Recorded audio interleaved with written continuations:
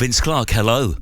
Hi, good morning. Welcome to Virgin Radio. Thank you. I'm very excited you're here because there's so much to talk about. I mean, I've only got an hour, but I'll try my best to get through everything. Congratulations on the new album. Thank you. I saw your little gig that you did. So intimate, so powerful. How do you think it went? Well, I mean, we did a lot of preparation for it, obviously, and it was the first gig, that type of gig like that I'd ever done. So we were using a lot of technology that we weren't that used to. It looked very complicated. There was all kinds of... Yeah, it was complicated, and anyway, I was very, very nervous. Now, you see, I thought you looked like you were having a really good time. You were like kind of in control of a spaceship up there. But yeah. That's good. Is that weird to think that you still get nervous after all this time doing what you do? Well, I think more so because of the fact that, you know, I was doing it on my own, and usually I've got Andy at the front to blame for. But, you know, if something goes wrong, then it's his fault, and I can point at him. But in this instance, you know, if something goes wrong, then it would be down to me. So yeah. That puts a lot more pressure on me. Yeah. Well done. I thoroughly enjoyed it. I was saying to you earlier, I haven't been to a gig. It was so intense in the middle there. It was hot and the sound was perfect, and like those tracks really came alive last night. So it was a special experience. An hour and 15 minutes was really great. So thank you. I really enjoyed it. I wonder if I can take you right back in time and speak to you. We'd love to play a Depeche Mode song to start with. Can you tell me about, for people who don't know, how you found yourself and how the band formed and how you got involved? Take me right the way back. Wow. Just an hour. Right? No, so the band started, it was originally just me and Fletcher. Yeah. And he played bass guitar, I played guitar with a drum machine. And then Fletcher's friend, Martin Gore, lived around the corner from me. He had a keyboard, so he joined. And then we started writing songs. And then Dave came along to an audition that we held in the local school hall. That's amazing, isn't it? Did you know back then, when you guys met and you got together, that you were onto something really special? No. I mean, you know, when I look back, the amazing thing really is what I tell people is that we didn't expect anything. You were always just looking at the next thing that was going to happen. So in the beginning, it was like the next gig that you got, and then you'd be planning for that. And then that went on for maybe 6 months or something. And then we got a record deal with Mute Records for a single, and we thought that was brilliant. You know, that was what was amazing. And then Daniel said, "Oh, do you want to make an album?" And it was like, "Wow, right, really?" Everything just kind of got better and better and better, and the gigs started getting bigger. More people started coming along, and then, you know, we heard one of the records on the radio, and that was unreal. So go on, which record was it, and how did it make you feel? That was the one that I first heard was the first single. No, it was the second single, called New Life. Right. Yeah, we were driving to do a promotional thing, and it came on the radio in the car. The big moment. Yeah, it was like, wow. And let me chuck a record at you, and your response to it, just can't get enough. Yeah. So we were playing that from the pretty. I wrote that quite early, and that was our homage to disco music. Right. So that was after the disco era. But the question I've got to ask you, and you're the perfect person to ask this question to: how do you make a song that is retro and futuristic all at once? Even now, when you hear it, it's got so much going on. I don't know. I mean, I can't. I'm not the person to ask how the song sounds or what it does to anybody or how you feel about it. I mean, I have no idea. You know, we write songs, and we write songs that make us feel good, and then hope that other people get something out of them also. And is this one of the songs you're really proud of? Just can't get enough. I mean, I don't play it at home, but yeah, I guess I'm proud of it. Yes. Yeah. Tell me about the Yazoo era and Alison Moyet. Tell me about that chapter. Yeah. So then, what happened? I was again demoing songs, and I kind of knew Alison because my best friend played in a punk band with her called the Vandals. Mm-hmm.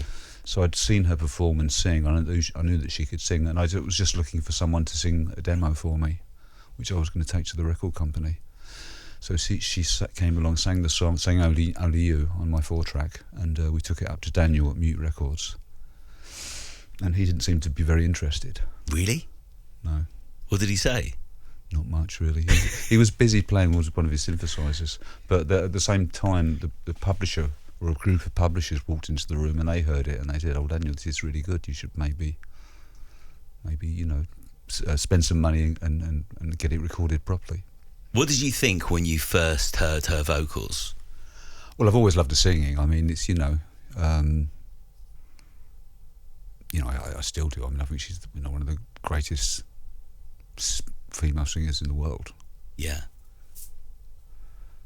But that song is so pivotal to such a sense of time as well, isn't it? You kind of created like a moment, and it soundtracked so many people's, bits of people's lives. Again, did you realise at that time that you had something special on your hands? No. No, I mean, the record company released it, and I think it went into the charts in the top 8 in the 80s or something. Yeah. And back then, records really could go up the charts, and it seemed to go up like 10 spots every week. Yeah, it was a journey, wasn't it, up to the top? And it's not like that anymore, unfortunately. But and then it got to number 2, and we couldn't believe it.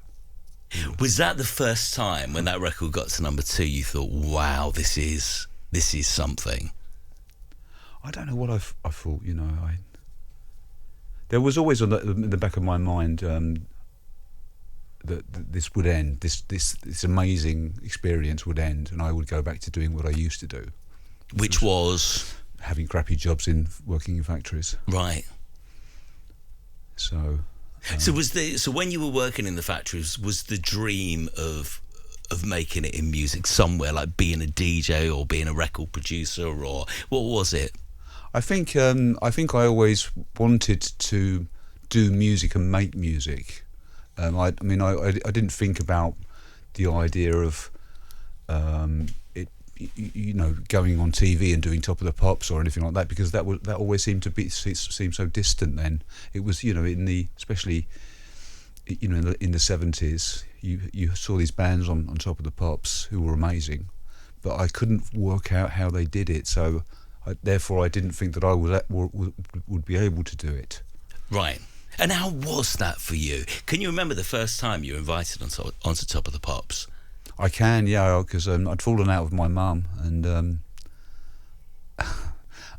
so I went round the house, because we'd been chucked out. But so I went back to see her, and I said, "Mum, you're never going to believe this. We're going to be on television tomorrow." Do you remember the first time you thought, "Oh, I'm famous"? Was it a TV appearance, or that's something that catapulted you? As I know that you don't like to be at the front and stuff, and you never have been, but was there a moment you thought, "Oh my gosh, this is getting real now"? There's one time Andy and I were rehearsing in a rehearsal place in South London, I think, and we went for lunch at the local Wimpy bar, and these 2 kids were staring at us, these younger kids, and then one goes to the other, he goes, "You know who that is?" And the other kid goes, "Who?" He goes, "That's Vince Price." He goes, "It's not." He goes, "Yeah, it's Vince Price." He goes, "Well, what are they doing in a Wimpy bar?" So then I thought, maybe we are famous. Have you ever dealt with that or not? The fame and stuff. Do you like it? Have you made peace with the fact that you're famous? Because I've always thought maybe it doesn't sit well with you. People don't bother me. I mean, I don't. It's not like people come up to me. Not very often, anyway, in the street. I live in New York now, and you're very anonymous there. Yeah. And it's not like Andy and I would go to celebrity openings of events or anything like that. So we've both always kept quite a low profile anyway, and avoided all that. Okay. Let me ask you about, we'll talk about Rage in a moment. I wanted to ask you about the Assembly. Can you tell me about that chapter and Fergal Sharkey? Not everyone would know about that, I suppose, now. Tell me about that. Yeah, so I was the studio that we recorded both the Zoo record and the Depeche Mode first record. There's a place called Blackwing Studios in Southall. And I loved being in the studio. I mean, and the guy that owned the studio and ran it was kind enough to show me how to work it and how to use it. An incredible producer and engineer. So he and I kind of formed a partnership, and we started experimenting together, making music in the studio. And that's when I wrote the song Never Never. And I think it was... There was a rumour in one of the pop magazines that I was working with Fergal Sharkey, and that wasn't true because I had no idea. Right. And the record company saw that and they said, this is quite a good idea, why don't you ask him to do it? Because he obviously wasn't working with the Undertones at the time. He'd finished with that. And so, yeah, he agreed to do it, flew from Belfast, and we were really scared of him. Because he was really famous already, wasn't he? Because he was in a punk band. Yeah, yeah. You know, we were like little nerds playing synthesizers. That was quite a career move for him, wasn't it? Yeah. But again, I mean, someone with an amazing voice, you know. Did he take to it immediately, or did... He did, yeah. I mean, because I don't think he wasn't really a songwriter himself. He was a singer of songs. Yeah. So he could take someone else's track and make it his own. And I think that we recorded, I think he did it in 2 takes or something nuts, you know, and there was no editing or tuning in those days. So. Wow. So it was what it was. Yeah. And with you, you know, you said you went into a studio, you loved it, you thought, this is my thing, my jam, I'm at home here. Did you... the amount of technology, I mean, I saw you on stage recently, that you have to... do you find it really easy? Is it second nature how all that stuff works? And Yeah. Yeah? Yeah, I mean, I have to spend time, if something new comes out, I spend time learning how to use it. But I like doing that. I like the process. Part of making music for me is actually learning how to use something in a different way. So during COVID, for instance, I spent a lot of time watching, you know, nerdy kind of videos on oscillators. Right. And I prefer to do that than watch a film on Netflix. Yeah. That's just what I am. Would it be, here's a question for you as a musician, as a brilliant musician, would it be easier now than back then? Because, you know, now, I suppose in 2023, the equipment is, I saw you on stage, you know, this weekend, and it looked like, I guess if you were to have done the show last night, 40 years ago, you would have had a whole room full of equipment. Yeah, yeah. I mean, and what's great now, of course, is the fact that it's reliable. Back then, I mean, you know, the stuff was far more likely to break down.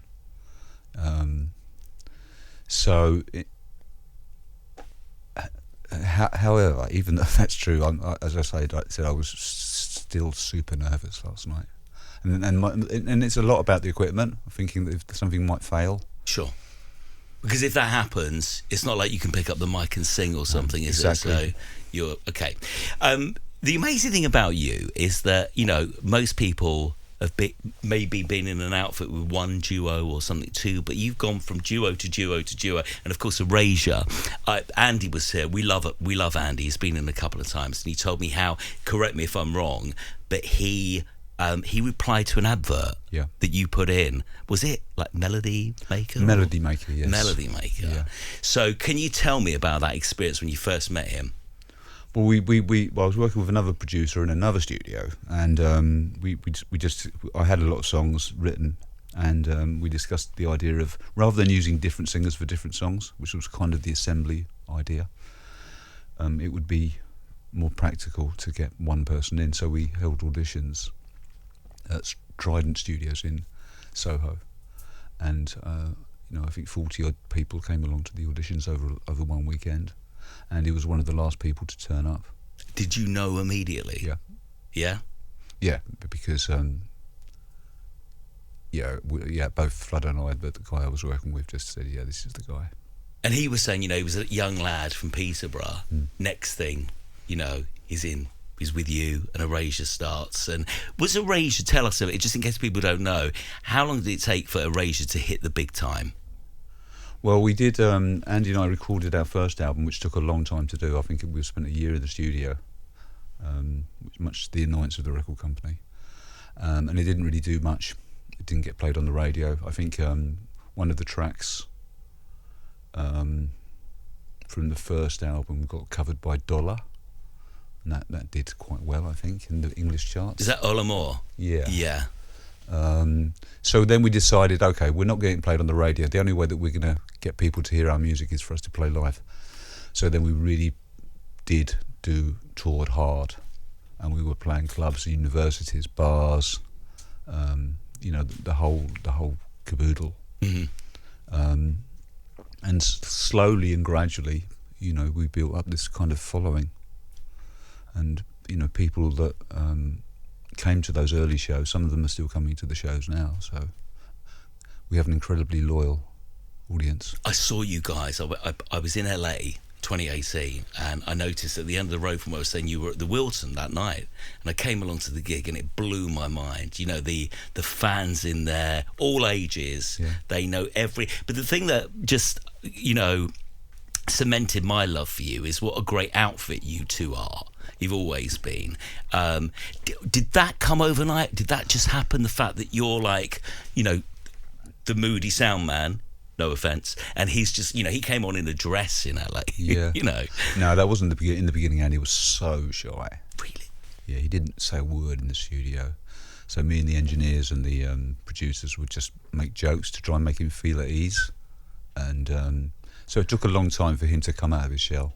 And in the early shows, he didn't say anything. He didn't hardly move. He was just stood by the microphone. That's amazing. Singing. So and then suddenly by 88, 89, he was one of the first, as a gay person, one of the first out people I ever saw on television being completely open and honest about his sexuality. And that really helped a 14-year-old we had no role models. And the darkness of the AIDS era and Section 28, you guys were there, and I bought Smash Hits for you guys, and I felt like, I was connected.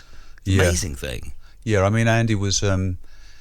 He always. In fact, he went and met with Tom Robinson, and had a chat with Tom Robinson about it, and asked Tom, how should I approach it when I'm interviewed, and asked questions, and Tom just said, just be honest, just be who you are, and he did, and he never stopped doing that. He never looked back. No. Amazing stuff. So here's a question for you. Out of all the works of your age, there's so many albums, hundreds of songs. If we're to play one song as part of your playlist, I'm going to put you on the spot now. Which one would you like, and tell me why? Well, I guess I like the one I enjoy playing live the most is A Little Respect, and I think this is the one the audience like the most. Yeah. And for that reason, it's the one I like playing the most. Because the buzz must be incredible. Yeah, and everybody knows the words, and well, Andy doesn't know all the words sometimes, but when he forgets stuff, the audience fill in for him. Yeah, I was going to say, because that song, it's a bit like, it's equivalent to kind of Oasis, Don't Look Back in Anger. They're so big that they've got an identity of their own. You must be very proud. No, I am. And I don't, as I say, I don't sit at home and play our records that we've made from the past, but I do obviously hear them when we're preparing for a tour or something. Okay. And A Little Respect always seems to. It gives me the biggest lift, I think, performing it. Can I share with you mine? Yes. Blue Savannah. Oh, that's nice. I think it's a symphony, and it's an amazing song. Yeah, we were listening a lot to Roy Orbison at the time, and the way that he uses unusual chord changes. And I know that it's not a Roy Orbison song by any means, but that was one of the influences that was behind that track. And like many of the tracks that Andy and I wrote, when a song kind of writes itself, which sometimes happens, you don't spend very long doing it, then it's a good track. So the ones where it just happens are the best ones. Yes, if you try too hard writing a song, if you're trying to force an idea, then invariably it doesn't work. And one of the reasons why Andy and I have such a good songwriting relationship is because we both know when not to push, or when an idea is not working, rather than try and make it work, drop it, and then move on to something else. Amazing. Can I throw at you some tracks in your playlist that I want to ask you about? We'll do these in different orders, but Pete Shelley, Homo Sapien. Yeah. Tell me about this. Well, that's an anthem in itself, And it was so ahead of its time. Yes. I think the first time I heard it was in Heaven, the club in Heaven, Charing Cross, and and it's and I love the way that the track combines that acoustic guitar with the electronics. Yeah, it's really dry. It drives you. I bet it sounded great in Heaven, didn't it? Oh, wow. I mean, did you used to go to Heaven back in the, back in the pit? Because obviously it's around now, but people talk about, that was the gay club in the 80s, wasn't it? Yeah, I think it might have been one of the very only. Well, it was the only big gay club. Yeah. What do you remember going in there? It was very exciting. I mean, going into any club was exciting. I mean, I'm from Basildon, right? And there's no nightclubs in Basildon, so it was kind of exotic. Yeah. And there's that whole thing of like, will you get through security? Will they let you in? And yeah.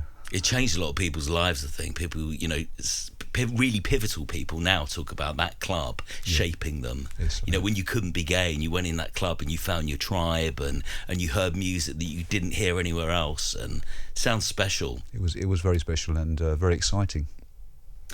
Can you tell me about Jealousy, Wasted Youth, why you picked this song? Because this is a great song as well. So, this is, again, is just a mood in itself, isn't it? Yeah. Well, that was Wasted Youth. Here we go. One of the early London shows that Depeche did, we had a tiny little residency at a pub called the Bridge House in the east of London. And the guy that ran that club, his son was one of the members of Wasted Youth.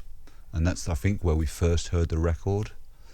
But I liked it because, again, I mean, it's very, very super powerful and it's very, very simple. I like the fact that you've got that very, very straightforward backing where the guy's almost speaking the lyric, and then the devastating chorus with the big electric chords coming in. Yeah.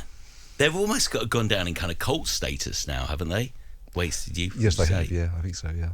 They were possibly responsible for the goth bands that came as well. They were like ahead of the game as well. Yes. What do you think, what is it about bands like that? Is it just kind of would you say it's just a fluke that they came together, or is it something that they thought we need to do this because we want to spur music and culture on to be? How does that happen? I don't know. I think in a lot of cases, I mean, there were a lot of punk bands back in the day, and a lot of punk bands that kind of sounded the same, but that record stood out. Mm-hmm. It wasn't the traditional punk format of a track. Vince, I've got a question for you. Bill Haley in the comments. Yep. Am I talking rubbish, or is this the first rock and roll record? Was it the first one? That's a really, really good question. I just love it. I mean, I only ever saw my father dance once at a Christmas party, and he danced to this record, and he danced to the twist. So it kind of brings back good memories.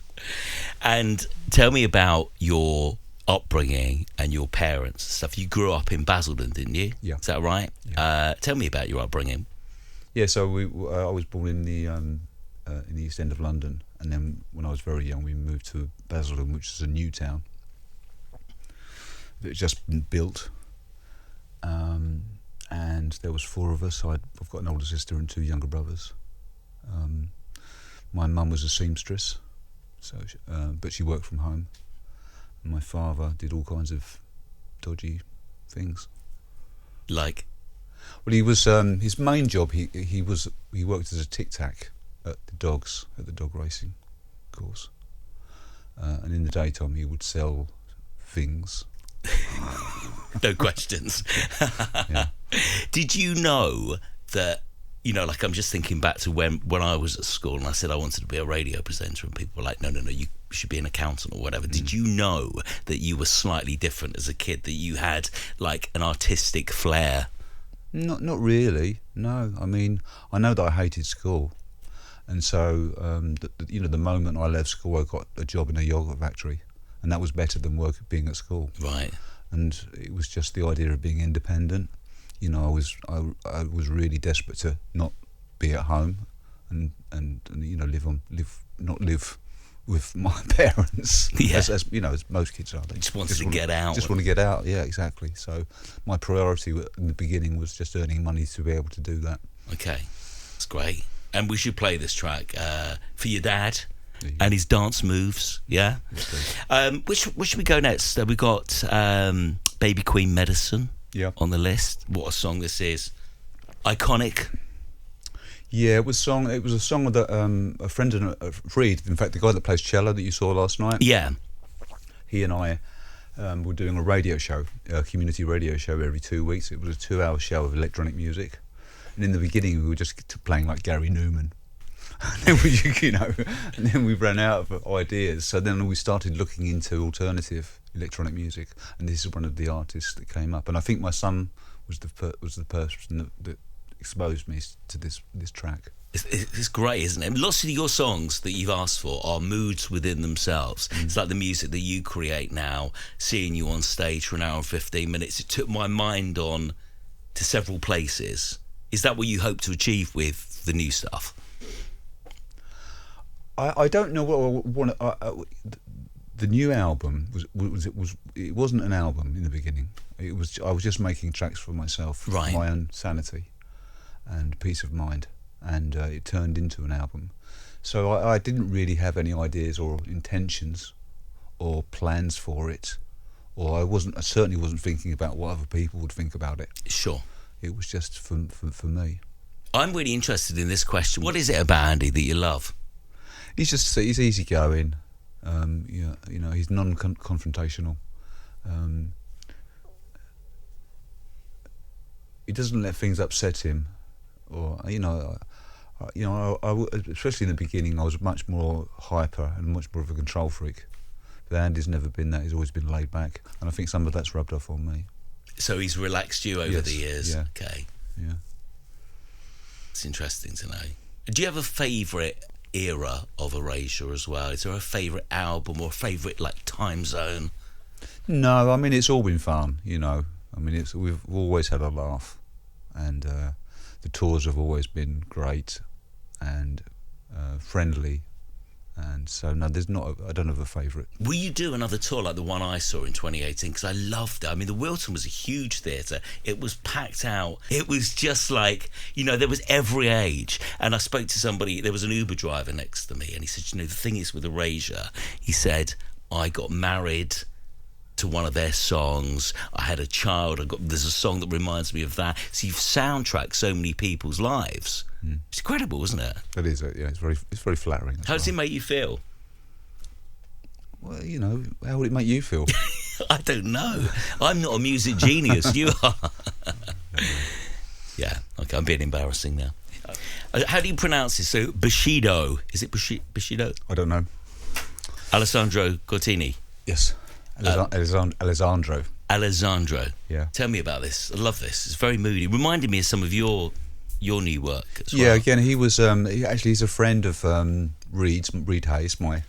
Reed is a real electronic music historian, so he knows about very early stuff, even from like the 30s and the 40s, and both he and Alessandro use the same kind of technology, so that's their relationship. So it was Reed that first played me his stuff, and he's just released a record recently released a record on Mute Records on our label also. I just find it very, very powerful. It's like very cinematic. And how would you describe this music? What is it? You mean what category? Yeah. I was desperately. Do we even need to do that, or I was just trying to think? Is it chill out? Is it electronica? What is it? I don't know. I mean, maybe it's ambient music, but ambient music, that term has changed so much in the last 10 or 20 years. I mean, 20 years ago, ambient music meant listening to Wales, and nothing wrong with that, but now it's developed into this whole more interesting electronic genre. I've just got another question about the new album, Songs of Silence. Can you tell me, if you were to say, okay, give one track a go, listen to one track, which one would you direct people to? Well, my favourite track on the album is called Cathedral, which is the opening track. Yeah. It's just so, haunting and beautiful, isn't it? Yeah, it just makes it's. I think originally it was called Drone 10 or something, and then when it came to naming the tracks, which happened after after the tracks were recorded, that title came to me immediately because there was something about it that it sounded huge. So it wasn't a religious reference; it was more to do with the size and the enormity. And I think I'd like to think that song, when you hear that song, you see something much bigger. Yeah. Okay, great to ask. Can I ask you about another song on your list, on my playlist? And that is, and I absolutely love this song to the siren, the Mortal. It's Mortal Coil. Coil. What a vocalist! Yeah. Wow. Yes, that was. I've always liked. I mean, everyone loved that song, right? Yeah. It's a cover song, isn't it? By I think who did the original?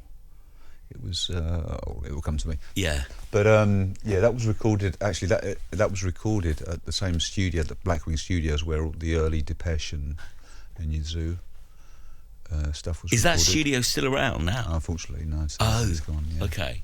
What is it you like about this song? Because it's beautiful. As I said, the vocal it takes your mind to another dimension. Yeah, it's very haunting, and it's quite hard with their version to kind of understand the lyrics, which gives it, I think, a kind of a mysterious, magical feeling.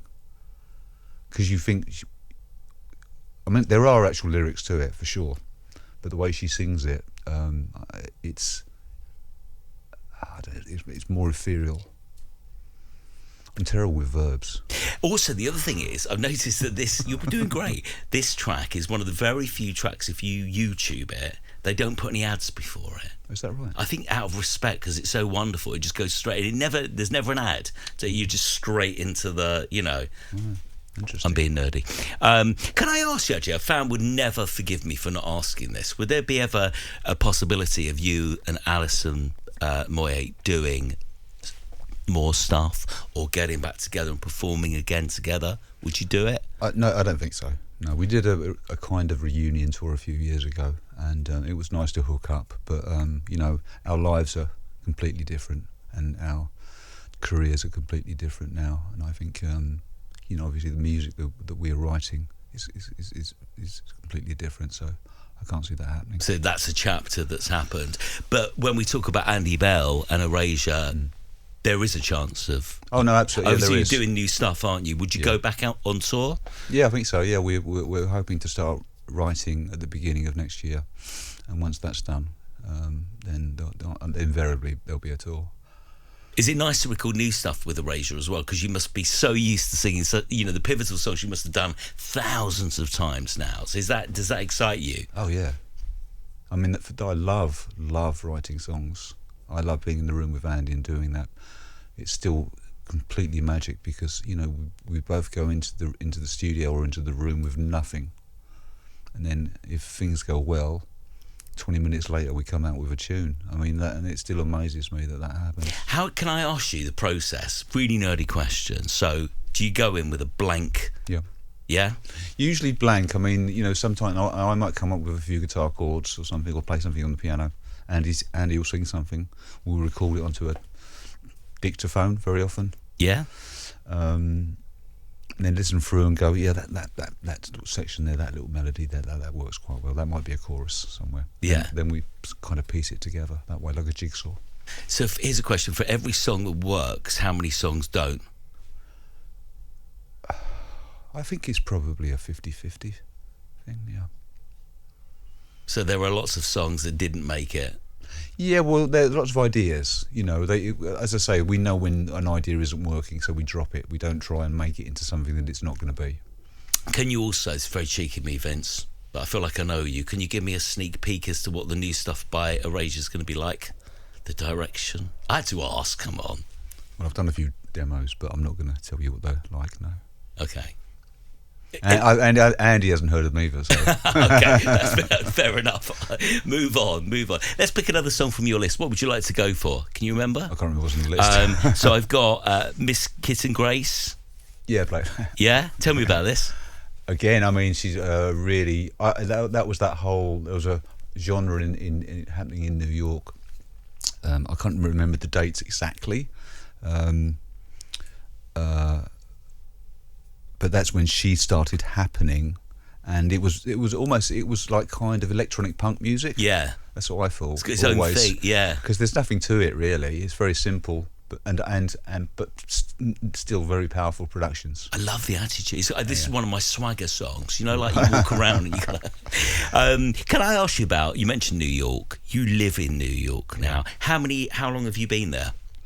I've been in the States for 20 years. Wow. Yeah. What's it like now? Well, it's full of Americans. Is that good? Well, I like the one I live with. No, it was New York. I don't know.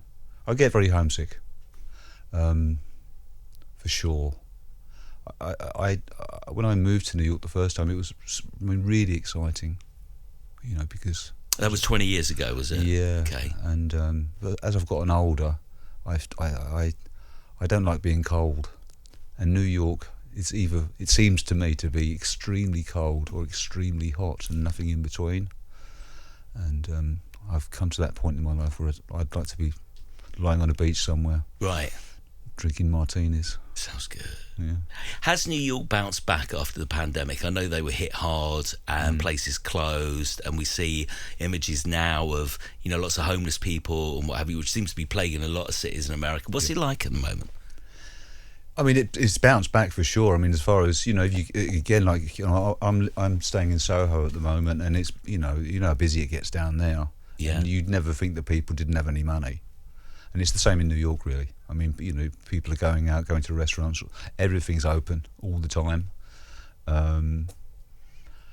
But they do have there's a lot of problems with as you say, with homeless people. I mean, that's kind of historical, really. And the politics generally of America, obviously, they're all weird.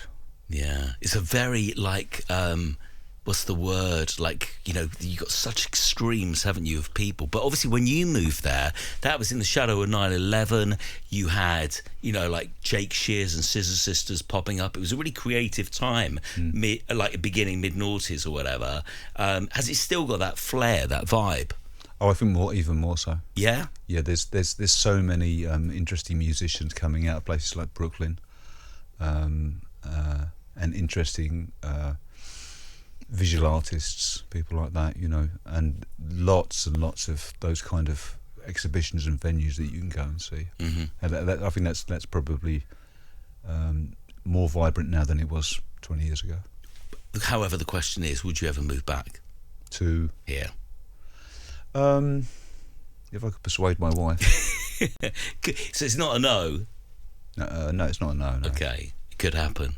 We're going to play Golf Rap next, number one, if that's okay. Just want to ask you, though, as we go into this, and thank you so much. I've loved meeting you and chatting with you and talking about the new album and everything. There's so much to unpick, and we've only just done a bit of it this hour. Do you have a moment in your career or a phase in your career or a chapter or an era or whatever that you're most proud of? I don't have any regrets. I don't regret anything as regards to my career, for sure. So sometimes I look back at my history and I think, oh well, it was so much better then, but that's just not true, really. I think I'm quite a positive, optimistic, forward-looking person. So it's not really about thinking about the past at all. It's about thinking about what's going to happen next week. Mm-hmm. Have you given the time over the years the luxury to enjoy some of these moments, or has it always been forward-facing, next chapter, next song? Always forward. Yeah? Yeah. Quick question for you, what do you think of the likes of, someone like Madonna, for example, who's been around as long as you have? She's taken this celebration tour, revisiting the great. What do you think of someone who goes out and does a legacy kind of performance? Is that something that do you like the idea of that? If I was a fan of Madonna, then I would love it, of course. Yeah, you're kidding? I'm not a huge fan of Madonna, not particularly, but I mean, obviously you can understand the appeal. if people go to a concert, they don't want to hear the new stuff, really. I mean, they want to hear the hits, and that's exactly what she's given them. So I think that's quite cool. Is there anyone left on the list that you would still love to collaborate with? Obviously you've done some amazing duo work, but is there someone that got away, or someone that you think, oh my God, maybe I've still got time to?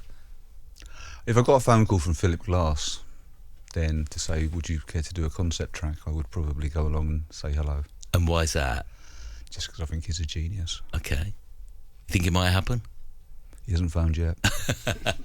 Can I also, this is very cheeky of me, I just wanted to end with another great Erasure song. Wanted to ask you about this because I forgot to ask Andy when he was here. I love Always. Right. I think it's beautiful. It's the kind of song that could make me happy if I'm happy, or cry if I'm sad. Can you tell me about it? That was, I kind of remember that was written completely with acoustic guitar. It's one of those songs that we did an acoustic tour actually at one time, and the reason being was that we felt that because so many songs had been written on acoustic guitar, we could get away with it, and they would still sound good. The songs would still hold up without all of the production and all the glitter around them. And Always has always been that song. It's a folk song, really. Are there any versions of that, the folk versions? There's a recorded version. I think we did one as I said, there's an acoustic album, and I think that there's a live acoustic version also. You know what, like record companies, it's like a million versions of the one. Yeah, I'm sure it's on YouTube somewhere. Yeah. Vince, thank you so much for coming in, and it's a real pleasure and a highlight of my career to meet you, and thank you for being so generous and talking to me about this. The new album is called Songs of Silence. Thank you, and it's out now. Will we see any more gigs like the one I witnessed? Because it was really great. Will you be doing any more? We'll see. I mean, there won't be a tour or anything. I like the idea of perhaps doing another event.